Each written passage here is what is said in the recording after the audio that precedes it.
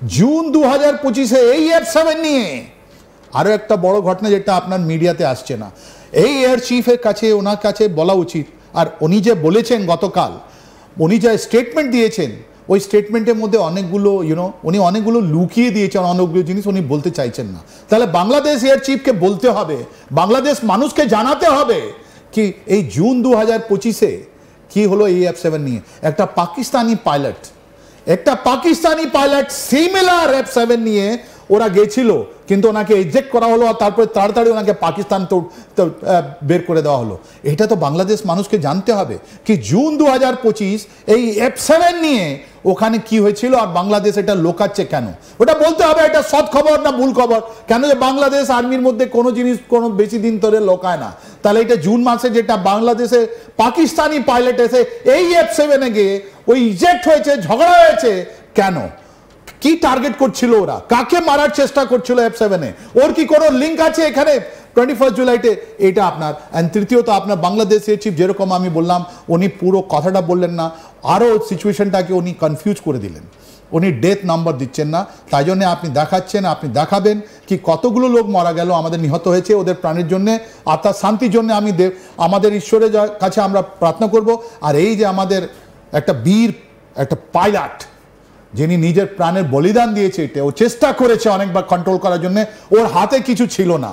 160 hour 160 flying hour উনি করেছেন, তারপর উনি চেষ্টা করেছিলেন এয়ারক্রাফটকে নিয়ে যেতে, উনি করতে পারেননি, বিকজ ওরা একটা জায়গা সিলেক্ট করেছে, কন্ট্রোল করেছে, আর ওখানেই পড়েছে বিমান যেখানে যারা কন্ট্রোল করছে। আপনি যেটা বলছিলেন যে এয়ার চিফ মার্শাল কি বলেছেন, আমরা একবার শোনাই, আমাদের কাছে বক্তব্যটা আছে, শুনুন।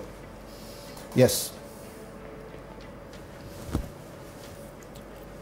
যেখানে জনগণ অনেক মৃত্যুবরণ করেছে, আজকে গতকালকে আমাদের দেশে একটা হয়েছে, সেই ধরনের দুর্ঘটনা খুব সচরাচর হয় না।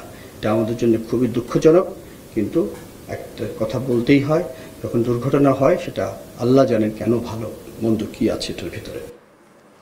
কিন্তু স্যার এখানে দাঁড়িয়ে একটা প্রশ্ন, এয়ার চিফ মার্শালের বক্তব্য থেকে তিনি বলছেন যে এই ধরনের ঘটনা সচরাচর হয় না, এই কথাও তিনি বলছেন, কিন্তু এবার যে একটা বড় ধামাকার কথা এই অ্যানোনিমাসের পেজ থেকে বলা হয়েছে, এবং তারা কিন্তু এটাও বলছে যে এই প্লেন ক্র্যাশের কথা তারা আগে বলেছিল, কিন্তু দুঃখের বিষয় যে তারা সতর্ক সাবধানতা অবলম্বন করা হয়নি তারা সতর্ক করার পরেও। তাহলে এই যে এবার বড় ধামাকার কথা বলা হচ্ছে, সেটা কোথায় হতে পারে?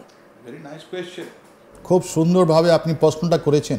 ওরা বারবার, যারা এটা প্লেন দুর্ঘটনাটা করেছে, ওরা বারবার বলছে কি একটা প্লেন ক্র্যাশ থেকেও বেশি বড় হবে, ওর মধ্যে দুটো জিনিস অ্যাড করে দিয়েছে, এটা হোটেল অ্যান্ড হাসপাতাল, ওটা আমরা মানি না, এটা আমি আপনাকে আলোচনাদের মধ্যে বুঝিয়ে দিচ্ছি। নাম্বার 1। নাম্বার 2, আমরা, আপনারাও জানেন, আমরা 3টে W একটা H, when, where, what and how. এই কোয়েশ্চেনটা হচ্ছে এর থেকে বড় যদি হয় তাহলে কি করে হবে। আপনাকে মনে করে দিই, এটা সন্ত্রাসবাদে যেখানেও ঘটনা হয়, প্রত্যেকবার একটা মাথা, ওটা এদের কাছে যে মাথাগুলো আছে, ওরা প্রত্যেকবার নতুন নতুন জিনিস ওরা খুঁজে বের করে, আর একটা মানুষ সারপ্রাইজ হয়ে যায়। একটা মাসুদ ছিলেন আমাদের আফগানিস্তানে, একটা জার্নালিস্ট, ওকে নিয়ে গেছে কি আমি আপনার ইন্টারভিউ নেব, আর নাদার্ন অ্যালায়েন্স এখনও তালিবান আগেনস্টে লড়বে, ওরা আমেরিকার আগেনস্টে লড়বে, ঠাক ওই যে ক্যামেরাম্যান ছিল এক্সপ্লোড করলো আর উনি মারা গেলেন মাসুদ। ওটা পানসের ভ্যালির, ওনাকে বাদশাহ বলা হতো। অনেকগুলো কথা আছে, অনেকগুলো জিনিস আপনি দেখবেন যে এই যে রাশিয়ানগুলো ছিল, ওরা পয়জন দিত, এটা আপনার ইংল্যান্ডে অনেকগুলো ওদের যারা ডিফেক্টেড ছিল ওরা মারা গেল, রাইট। এই প্লেন ক্র্যাশ নিয়ে অনেকগুলো ইনসিডেন্ট আছে, যারা ইন্টেলিজেন্ট, যারা ডিপ স্টেট আছে, ওরা এটা অনেকবার করে দিয়েছে। আমাদের ইন্ডিয়াতে আপনি দেখুন, সঞ্জয় গান্ধী মারা গেলেন, আমাদের এই রাজেশ পাইলট নিয়ে হেলিকপ্টার ক্র্যাশে মারা গেলেন। এটা দুর্ঘটনা না, এর পিছু কী আছে আমরা কিছু বলতে পারছি না। না পাকিস্তানে দেখুন আপনি, পাকিস্তানে জেনারেল জিয়াউল হক একটা আমেরিকান অ্যাম্বাসেডার সঙ্গে ভাওয়ালপুর একটা ট্যাঙ্কের একটা মহড়া দেখছিলেন কি আমি কোন ট্যাঙ্ক আপনি পাকিস্তানে যাব, আর ওই প্লেনটা কি হলো, exploded in the mid air, উনি শেষ, রাইট। প্লেন ক্র্যাশ অনেক ইম্পর্টেন্ট। প্লেন ক্র্যাশ করানো মনে হয় যে অনেক সহজ, আর এর মধ্যে সব ধোলা হয়ে যায়, এর মধ্যে কেউ কিছু বলতে পারে না। কিন্তু বাংলাদেশ আর্মিতে একটা খুন ইতিহাস আছে। ওরা দুটো প্রেসিডেন্টকে মেরেছে, ওপেনলি মেরেছে, মেজর লেভেল লোক মেরেছে, রাইট। ওদের আর্মির লোক মেরেছে, আর কত লোক মারা গেছে ওখানে নিজে বাংলাদেশ আর্মিতে, এটা ওদের ইতিহাস আছে, ওটা মুছতে পারবে না ওরা। বঙ্গবন্ধুদেরকে যে মারা হলো 6টা মেজর, বা মেজর জিয়াউর রহমানকে যিনি মেজর সাহেব মারলেন, এটা ইতিহাসে আছে। এর মধ্যে আপনি এটা বিয়ে করতে পারবেন না। তাহলে এই যে আপনারা ওরা যে বলছে ধমকি দিয়েছে যে এটা অনেক বড় হবে, এটা কি করে হবে, এটা আমরা কি করে টার্গেট অ্যানালাইসিস করব? একদম। তবে স্যার আরেকটা যেটা গুরুত্বপূর্ণ বিষয় এখানে এসে দাঁড়িয়েছে, এবার সেই দিকে আমরা যদি একটু নজর রাখি, যে তাহলে এই যে একটা এত বড় ধামাকার কথা বলা হচ্ছে এবং এই যে অ্যানোনিমাস পোস্ট করেছে, কোথাও আপনার মনে হচ্ছে না যে তাহলে এর পেছনে কে, মাস্টার মাইন্ড কারা, কি বক্তব্য উঠে আসছে, কেন এই ধরনের একটা ঘটনার কথা তারা বলছে, আসল কন্ট্রোলটা কে করছে? গত দুদিন আগে বাংলাদেশে যে প্লেন ক্র্যাশের খবর সামনে এসেছিল এবং তাতে কিন্তু নড়ে গিয়েছিল গোটা বিশ্ব যে আদতে এটা কি দুর্ঘটনা নাকি ষড়যন্ত্র, সেই উত্তর যখন খোঁজার চেষ্টা করছে গোটা বিশ্ব, তখন আরো একটা বড় ধামাকা। কারণ আপনাদেরকে আমরা বলেছিলাম যে এই ধরনের যে একটা ঘটনা ঘটতে চলেছে তার একটা হিন্ট দেওয়া হয়েছিল অ্যানোনিমাস বলে একটা পেজ থেকে। তারা কিন্তু বলেছিল যে এইরকম বড় কোনো একটা ঘটনা ঘটতে চলেছে, তাদের আরো একটা পোস্ট, এবং এই যে অ্যানোনিমাস পোস্ট করেছে তাদের মেইন পেজ থেকে কি বলা হয়েছে, আসুন শুরুতেই আপনাদেরকে দেখাই যে কি পোস্ট করা হয়েছে। দেখুন, তারা বলছেন এই যে মেইন যে পোস্টটা অ্যানোনিমাস মেইন পেজ থেকে, আজ থেকে কয়েক সপ্তাহ পর বাংলাদেশে বড় ধামাকা হবে, এই মুহূর্তে যে শত্রুরা এই ঘটনা ঘটাচ্ছে এরা তারই একটা অংশ, হোটেল ও হসপিটাল হলো মূল টার্গেট।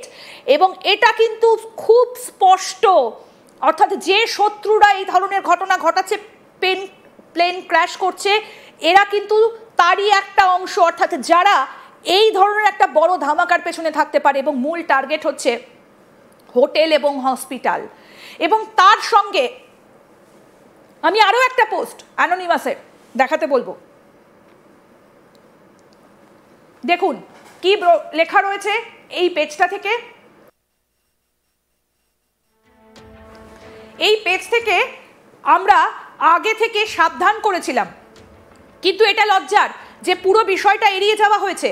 এবার যে ধামাকা হবে সেটা অত্যন্ত দ্রুত, তাই আবার সাবধান করছি সতর্ক হতে। আজ থেকে কয়েক সপ্তাহ পর বাংলাদেশে বড় ধামাকা হবে, এই মুহূর্তে যে শত্রুরা এই ঘটনা ঘটাচ্ছে এরা তারই একটা অংশ, হোটেল ও হসপিটাল হলো মূল টার্গেট।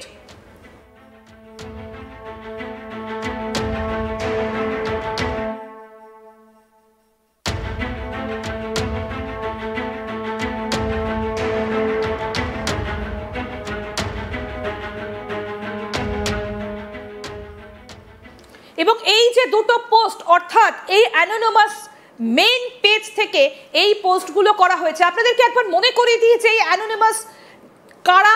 এই অ্যানোনিমাস কিন্তু নানা রকম খবর এর আগেও সামনে এনেছে, এবং আমি আগের পোস্টটা আরেকবার দেখাতে বলবো। এই যে কয়েক সপ্তাহ পর বাংলাদেশে বড় ধামাকা হবে, এরা হচ্ছে তারাই যারা বেশ কিছু অ্যাভিয়েশনের খবর প্রকাশ্যে এনেছিল যে ক্যানোপির ভেতর কি ঘটনা ঘটে বাংলাদেশে, সেখানে মেয়েদের ওপর কিভাবে তাদের উপর খারাপ আচরণ করা হয়,